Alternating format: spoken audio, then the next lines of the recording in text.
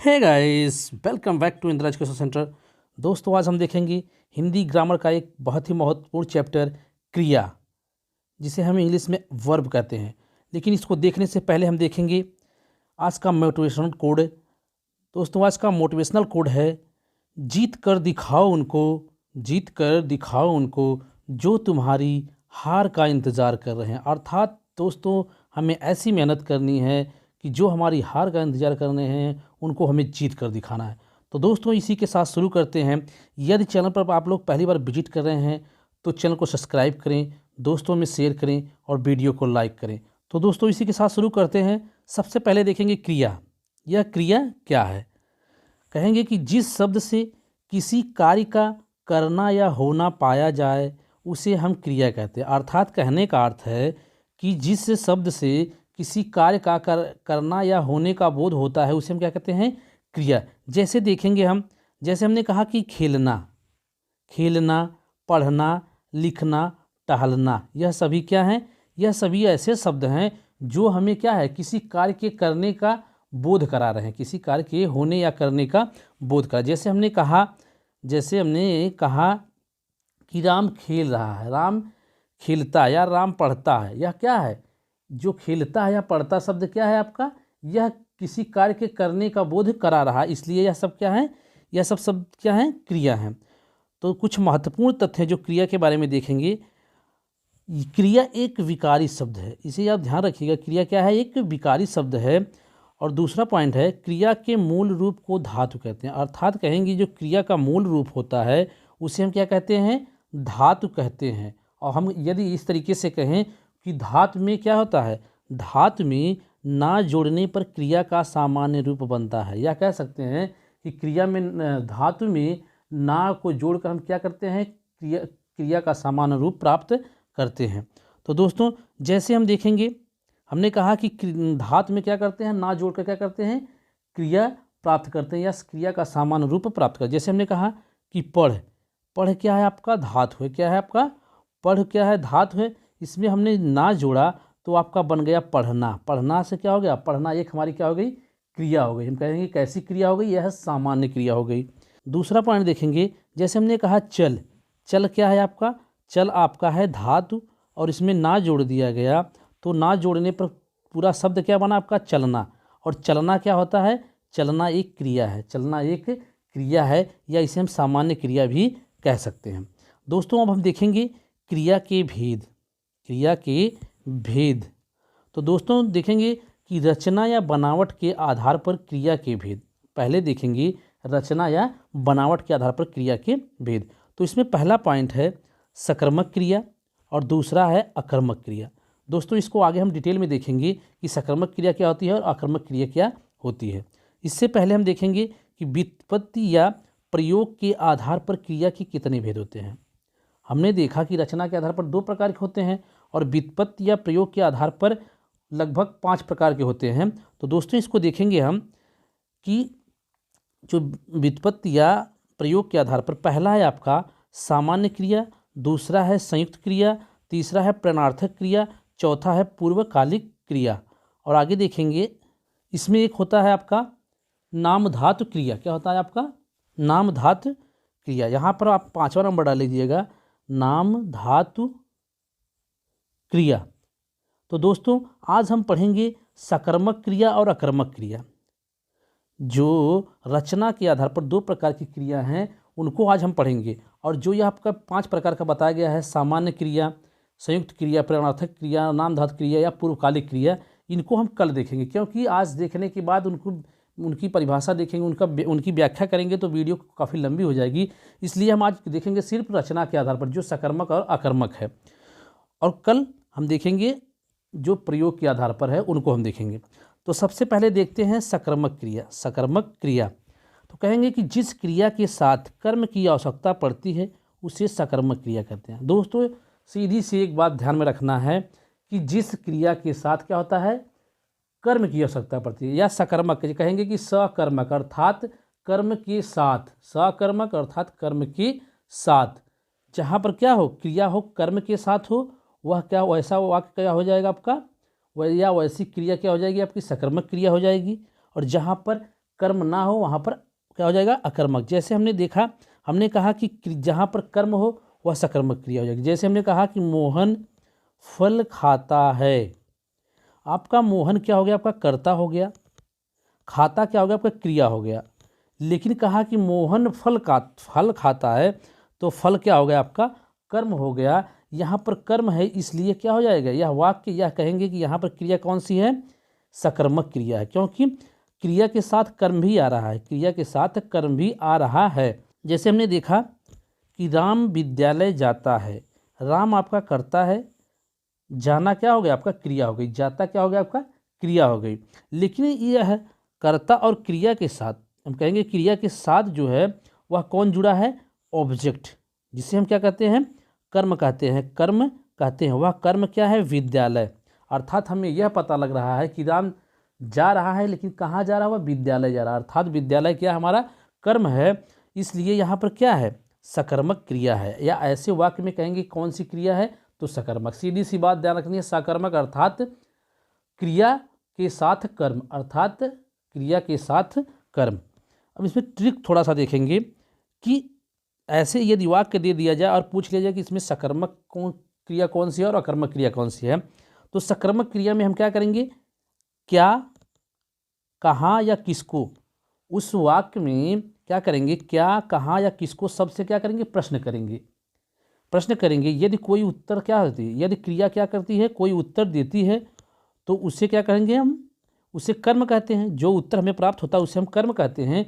लेकिन वह उस वाक्य की क्रिया क्या होती है, आपकी सकर्मक क्रिया। जैसे हमने देखा कि जैसे बालक क्रिकेट खेलता है, यदि हम बालक की जगह यदि इस तरीके से बालक क्रिकेट खेलता है, इसको यदि हम प्रश्न करें कि बालक क्या खेलता है, जैसे हम कहेंगे कि बालक क्या खेलता है, तो हमें प्राप्त होगा कि बालक क्या खेल रहा है, क्रिकेट खेल रहा है, फुटबॉल खेल रहा है या कबड्डी खेल रहा है। जो भी आंसर हमें प्राप्त होगा वह हमारा क्या हो जाएगा, आपका कर्म हो जाएगा।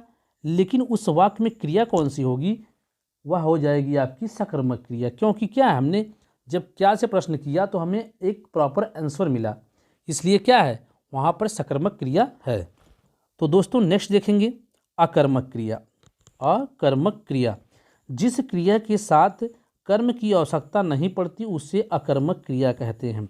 अर्थात जानने का अर्थ है कि हमने सकर्मक में देखा कि कर्म की आवश्यकता पड़ती क्रिया के साथ, लेकिन अकर्मक में कर्म की आवश्यकता नहीं पड़ती, सीधा उसका क्या होता है, अपोजिट होता है। तो उसे हम क्या कहते हैं, अकर्मक क्रिया कहते हैं। या ऐसे वाक्यों में हम क्या कहेंगे, अकर्मक क्रिया कहेंगे। जैसे हमने देखा कि मोहन खाता है, मोहन खाता है, अर्थात कहेंगे कि मोहन खाता है, यहाँ पर सिर्फ कर्ता है और क्रिया है, इसके साथ कर्म नहीं है, इसलिए इस प्रकार के वाक्य में अकर्मक क्रिया हो जाएगी।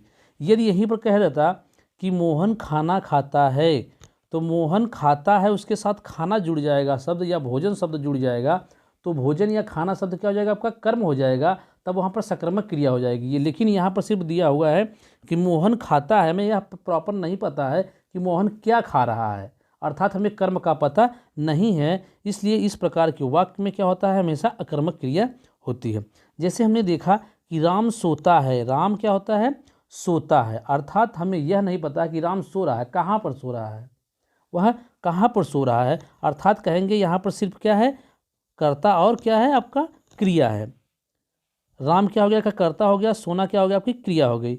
लेकिन यहाँ पर क्रिया के साथ ऑब्जेक्ट नहीं है। जैसे हम यदि कह देते हैं कि राम बेड पर सोता है, राम क्या होता है, बेड पर सोता है, तो वह क्या हो जाती है, आपकी वह हो जाती है आपकी सकर्मक क्रिया, क्योंकि वहाँ पर बेड क्या हो जाता है, आपका ऑब्जेक्ट हो जाता है। लेकिन यहाँ पर क्या है, यहाँ सिर्फ दिया है राम सोता है, अर्थात हमें प्रॉपर पता नहीं कि राम कहाँ सो रहा है, अर्थात ऑब्जेक्ट की अनुपस्थिति में यह वाक्य है, इसलिए इसको हम क्या कहेंगे, यहाँ इस वाक्य में अकर्मक क्रिया है।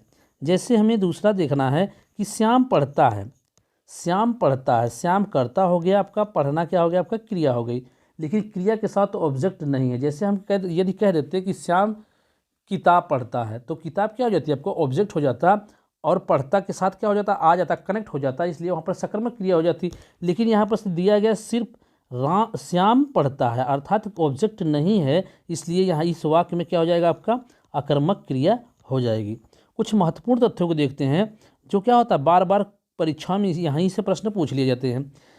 कभी कभी हम देखते हैं कि जब केवल 4 क्रियाएं देकर सकर्मक क्रिया या कर्मक क्रिया पूछे तो क्रियाओं से क्या शब्द से प्रश्न करेंगे। यदि क्रिया कोई उत्तर देती है तो उसे सकर्मक क्रिया, यदि और उत्तर नहीं देती है तो उसे अकर्मक क्रिया कहते हैं। कहने का तात्पर्य यह है कि परीक्षाओं में कभी कभी क्या होता है, वाक्य ना देकर सिर्फ क्या होता है 4 शब्द दे देगा कि इनमें से कौन सा सकर्मक क्रिया है, या पूछ लेगा इसमें से कौन सी अकर्मक क्रिया है। तो दोस्तों यदि इस तरीके से शब्द जैसे दे दिया, मान लीजिए जैसे दे दिया कि पढ़ना गाना सोना, यदि दे दिया कि पढ़ना गाना और सोना में कौन सी अकर्मक क्रिया है, कौन सी अकर्मक क्रिया है, 3 शब्द दे दिया, तो हम यह कैसे बता सकते हैं कि इसमें अकर्मक, क्योंकि वहाँ पर वाक्य तो है नहीं, वाक्य तो है नहीं कि हम वाक्य के हिसाब से देख सकते हैं कि क्रिया के साथ ऑब्जेक्ट है। यहाँ पर सिर्फ एक ही शब्द क्रिया ही दिया हुआ है और हमें बताना है कि यहाँ पर सकर्मक है या आकर्मक है। तो दोस्तों हम कैसे बता सकते हैं, तो हमने अभी देखा कि जब केवल 4 या 3 जो भी दिया हो, जब इतने शब्द देकर सिर्फ पूछ लेता है कि इसमें कौन सी सकर्मक क्रिया कौन सी अकर्मक क्रिया, तो हम किस तरीके से पता लगाएंगे। तो हमने देखा कि वहाँ पर कहा गया कि क्या शब्द से प्रश्न करेंगे, क्या शब्द से प्रश्न करेंगे, यदि प्रॉपर उत्तर मिलता है तो हमारा सकर्मक क्रिया हो जाएगी, यदि प्रॉपर उत्तर नहीं मिलता है तो हमारा अकर्मक क्रिया हो जाएगी। जैसे हमने कहा कि पढ़ना गाना और सोना में, तो हम देखेंगे पढ़ना में हम यदि प्रश्न करेंगे, हम कहेंगे कि क्या पढ़ना है, क्या पढ़ना है, तो क्या हम यह कह सकते हैं कि बुक पढ़ना है, बुक पढ़ना है या कहानी पढ़नी है, तो हमें एक प्रॉपर आंसर मिल रहा है। जैसे हमने कहा कि क्या गाना है, तो हम कह सकते हैं गीत गाना है, क्या कहते हैं गीत गाना है, अर्थात हमें यहाँ भी क्या हो रहा है, एक प्रॉपर आंसर मिल रहा है। लेकिन हम यदि कहेंगे कि क्या सोना है, क्या सोने का अर्थ क्या है, यहाँ पर एक प्रॉपर आंसर नहीं मिल रहा है। यदि यह कहता कि कहाँ सोना तो एक प्रॉपर आंसर मिलता, लेकिन यहाँ पर सिर्फ यह कंडीशन दी गई कि यहाँ पर सिर्फ क्या करेंगे, ऐसे प्रश्नों को हल करने के लिए हम सिर्फ क्या से प्रश्न करेंगे, क्या से, तो हमें क्या, हम जब क्या से प्रश्न सोने से करेंगे तो क्या सोना है, तो हमें प्रॉपर आंसर नहीं मिल रहा है। इसलिए जब प्रॉपर आंसर ना मिले तो वहाँ पर अकर्मक क्रिया हो जाती है, यदि प्रॉपर आंसर मिल जाए तो वहाँ पर सकर्मक क्रिया हो जाती है। जैसे हम देख लेते हैं, जैसे हमने कहा कि बनाना दौड़ना और नहाना में कौन सी सकर्मक क्रिया है, बनाना नहाना दौड़ना में कौन सी सकर्मक क्रिया है, तो हम कैसे बताएंगे।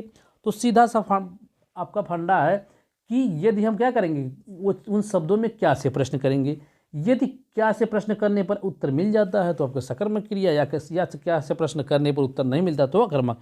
जैसे हमने कहा कि क्या नहाना, क्या नहाना, तो इसका क्या है, कोई मतलब निकल नहीं रहा है या कोई प्रॉपर उत्तर नहीं मिल रहा है।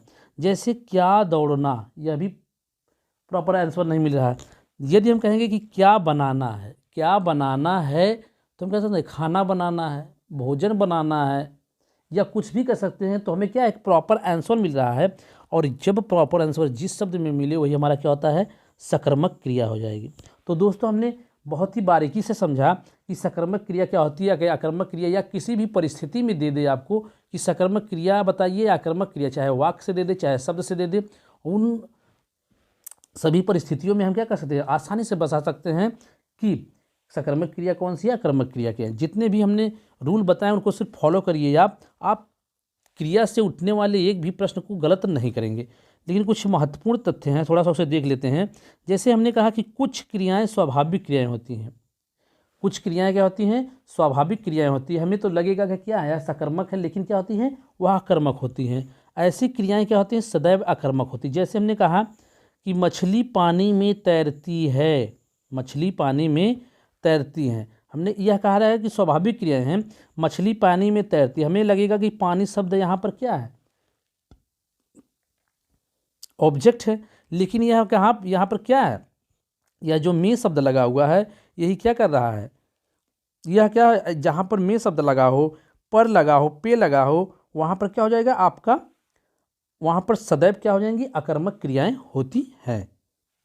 वहाँ जहाँ पर में, जैसे देख लीजिए, जहाँ पर में पर पे शब्द लगा हो ऐसे वाक्य में यदि सकर्मक अकर्मक पूछता है तो वहाँ पर सदैव क्या हो जाएंगी, अकर्मक क्रियाएं होंगी।